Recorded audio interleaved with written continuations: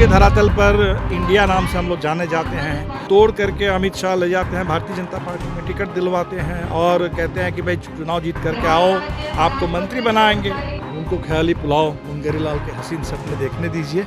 हमने तो 2020 के विधानसभा चुनाव है, उस चुनाव परिणाम के आधार पर, उसके संकेतों के आधार पर हमने अपना प्रस्ताव रखा। कोई कहीं कुछ नहीं है, अभी इस सवाल सिर्फ सीट शेयरिंग का नहीं है। हमें तो बिहार के 40 सीट से मतलब है।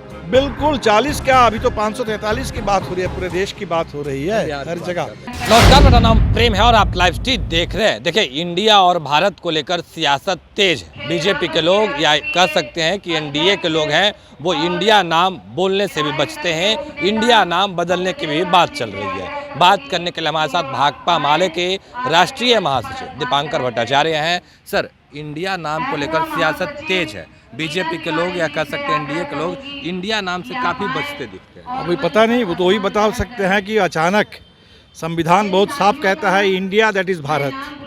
पूरे देश के अंतर्राष्ट्रीय धरातल पर इंडिया नाम से हम लोग जाने जाते हैं। और जहाँ तक देश की बात है तो अंग्रेज़ी में हम इंडिया बोलते हैं, हिंदी में, बंगला में, कई अन्य भाषाओं में हम भारत बोलते हैं। तो लोगों को तो कोई दिक्कत नहीं है, लोग तो इसको लेकर के परेशान नहीं है।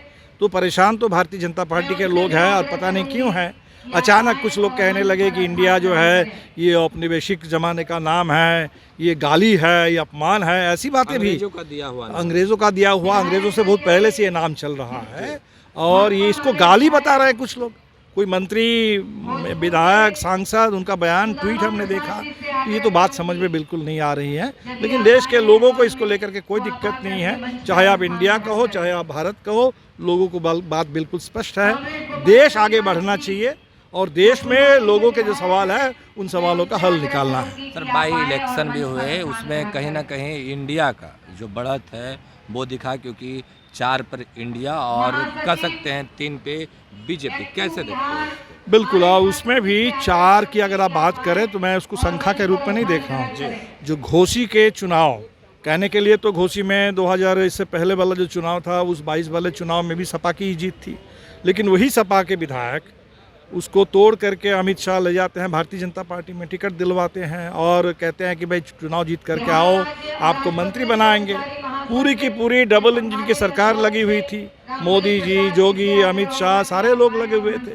बावजूद इसके जिस तरह से वहाँ भी घोसी में तो हमने देखा कि आम लोगों को वोट डालने से रोकने की पूरी कोशिश हुई। घोसी के मुस्लिम मतदाताओं ने काफ़ी शिकायत की। तो ये जो कोशिश हुई, बावजूद इसके करीब 50,000 के वोट से अगर वहाँ भारतीय जनता पार्टी चुनाव हारती है और सपा के उम्मीदवार चुनाव जीतते हैं, मैं समझता हूँ कि ये एक उपचुनाव का परिणाम नहीं है, ये आने वाले दिनों के जो तूफान है उसके संकेत हैं। सर, आप संकेत की बात कर रहे हैं, पर एनडीए और बीजेपी के लोग साफ शब्दों में कह रहे हैं कि जिस दिन प्रधानमंत्री चेहरा की बात हो या फिर सीट शेयरिंग की बात हो, ये जो इंडिया है टूट कर बिखर जाएगा, अलग हो जाएगा। उनको ख्याली पुलाव मुंगेरी लाल के हसीन सपने देखने दीजिए। वो तो लगातार कह रहे हैं कि अपोजिशन की बैठक नहीं हो पाएगी। यहाँ पटना में बैठक हुई, फिर उन्होंने कहा कि ये पटना में जो लोग थे ये बेंगलुरु में नहीं होंगे। बेंगलुरु की बैठक में के बाद उन्होंने कहा कि मुंबई में नहीं होंगे। लगातार बैठक हो रही है, पार्टियों की संख्या बढ़ रही है।